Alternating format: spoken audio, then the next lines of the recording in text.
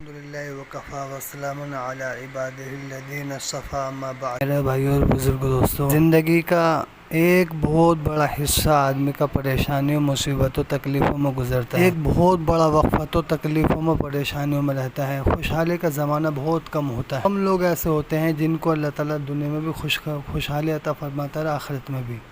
دنیا میں جو مصیبتیں اور پریشانی اللہ جل شانہ دنیا میں مسلمانوں کو دیتا ہے، وہ اللہ جل شانہ اس لیے دیتا ہے تاکہ اللہ تعالیٰ ان کے گناہوں کو معاف فرما دے اور ان کے درجات کو بلند کر دیں، کیونکہ ہمارے اعمال ایسے طے نہیں جن کی بنیاد پر اللہ ہمیں جنت میں داخل کر دے۔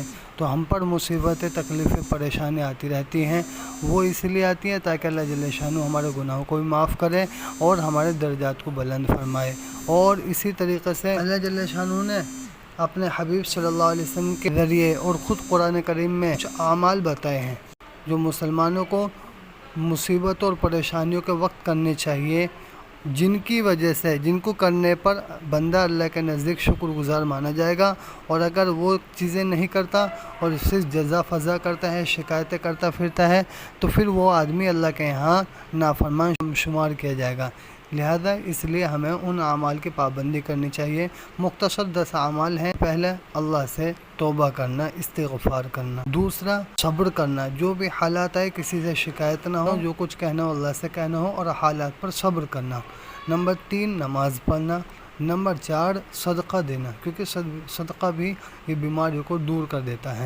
نمبر 5 یہ ہے کہ اگر معاملات کی خرابی کی وجہ سے کوئی تکلیف، پریشانی، مصیبت اللہ کی طرف سے آ رہی ہے تو اپنے معاملات کو ٹھیک کرنا، جس کا پیسہ ہے وہ ادا کرنا۔ ایک چیز یہ ہے کہ اگر بندوں کے حق مارے ہیں، کسی کو برا بھلا کہا ہے، کسی کو تکلیف دی ہے، کسی کی بد دعا لی ہے، ماں باپ کی، بھائی بہنوں کی، اپنی بیوی کی، اپنے شوہر کی، یا اپنے پڑوسی کی، اپنے اساتذہ کی، اپنے ٹیچرز کی، یا اسی طریقے سے بڑے لوگوں کی، یا کسی مظلوم غریب کی بد دعا لی ہے تو اس سے معافی مانگنا۔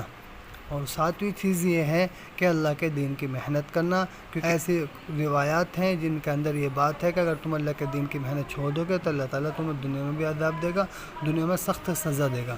اس لیے اللہ کے دین کی محنت کرنا، اور اسی کے ساتھ اپنے حالات کو لوگوں سے چھپانا کہ ہمارے بارے میں کسی کو معلوم نہ چلے، کیونکہ جس طریقے سے مانگنا، سوال کرنا حرام ہے، ایسے ہی اپنے حالات کو اس طریقے سے ظاہر کرنا کہ جو شکل سوال ہو، سوال کسی شکل بن جائے، مانگنے کسی حیت بنا لینا، یہ بھی حرام ہے۔ 9ویں چیز یہ ہے کہ بھئی ہمارے پاس چاہے کتنا ہی مال ہو، کتنی ہی دولت ہو، یا ہمارے لیے کتنے ہی حالات دکھائی دے رہے ہو کہ میں یہ فلاں کے ذریعے سے میری مدد ہو جائے گی، فلاں مال کی وجہ سے، میرے پیسوں کی وجہ سے، میرے ہنر، میرے ٹیلنٹ کی وجہ سے، نہیں، اپنی چیزوں پر بالکل کسی بھی چیز پر، اسباب پر، مال و دولت پر یہ نگاہ نہ ہو، نہ کسی آدمی پر ہو، صرف اللہ کے ذات عالی پر۔ ایسے ان حالات میں نگاہ ہونی چاہیے کہ میرا اللہ ہی میرے حالات کو درست فرمائیں گے۔ اور 10ویں چیز یہ ہے کہ جو نیک بندے، اللہ کے نیک بندے ہیں، اللہ والے ہیں، اور جو اللہ کے یہاں لگتا ہے کہ اللہ کے قریب ہے، ایسے بندوں کے صدقے طفیل میں ہمیں اللہ سے دعا مانگ کر کے اپنے حالات کو درست کرانا چاہیے۔ اللہ تعالیٰ مجھے بھی اور آپ کو بھی عمل کی توفیق عطا فرمائے۔ وآخر دعوانا الحمدللہ رب العالمین۔